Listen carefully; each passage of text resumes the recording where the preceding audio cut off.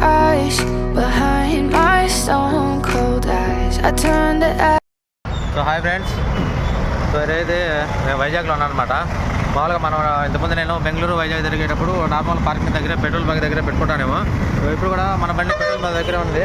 So ఈరోజు వచ్చేసి మన బండి మళ్ళీ ఆల్ట్ అంట. మన హైదరాబాద్లో ఒక రోజు అయితే ఆల్ట్ అయిపోయింది, కానీ ఇక్కడ వైజాగ్ వచ్చినాము హ్యాపీగా ఉన్నాము అని అనుకునే లోపలే మా బండి మళ్ళీ ఇంకోసారి అయితే ఆల్ట్ అయితే పెట్టేసినారు. మేము వచ్చే ముందు మాకు ముందు ఆల్రెడీ ఒక బండి అయితే ఆల్రెడీ అక్కడ వచ్చేసినమాట. సో ఆ బండి ఇప్పుడు సర్వీస్ అయితే వెళ్తుంది. మనం ఈరోజు రెస్ట్ తీసుకోవాలంట మా మేనేజర్ గారు అయితే చెప్పారు ఇక్కడ.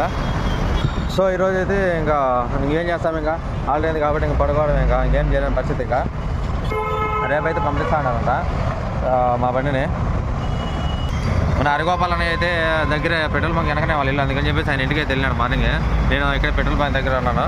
ఇంకా నైట్ అంతా ఒక్కడే ఉండాల్సి వస్తుందేమో, ఇంకా దోమల చేత కనిపించింది.